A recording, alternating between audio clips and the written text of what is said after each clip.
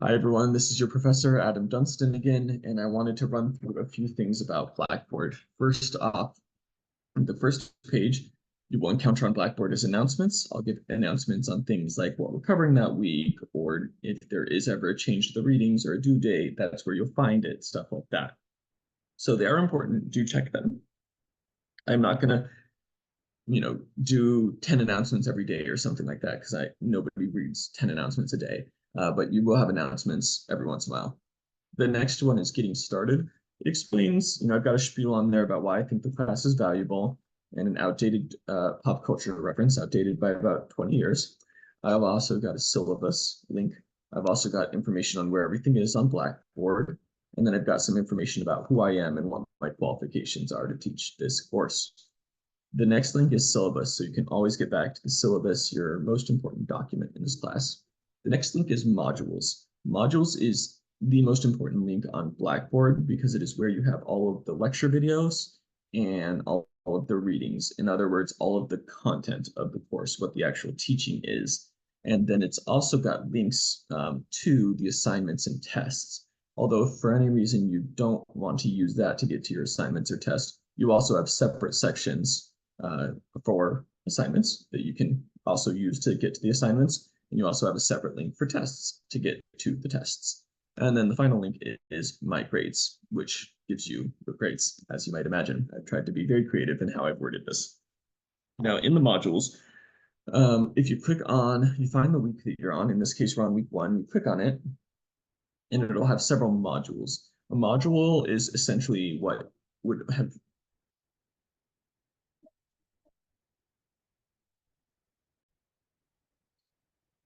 Okay, so on the modules, you will have your test.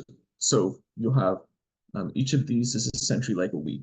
It's a lesson. It's a week in if this were a full course, a full length course. And then you'll have your lecture videos. Click on those, and you've got the videos usually broken into chunks. And you'll notice that you can just click on the YouTube links if you want, or you can watch them in browser. Either way, there's an auto-generated transcript if you click on closed captioning. For a lot of people, they either don't use closed captioning or they only need it in a very limited way, maybe to check on a word or because I speak fast.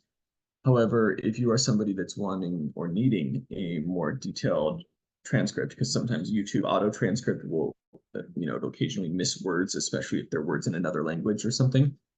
If you need a more detailed transcript, please do let me know, particularly like for accessibility reasons, because of if you're hard of hearing, if you're deaf, and you need a more careful transcript, or for any other reason, please just let me know. For now, though, I do have captions on there. They're just the YouTube captions. So just click on CC and you've got captions right there. There's also a way when you're actually in YouTube browser, there's like 3 little things over here, and then you can say open transcript, and that will sometimes work on some of these if you want it, like instead of flashing across in closed caption mode, if you want it on the side, like a TED Talk, which is another dated pop culture reference. Okay, and then these module videos also have readings, so you click on it and it has readings. Very often there will be 1 or 2 readings that you're required to do for that topic.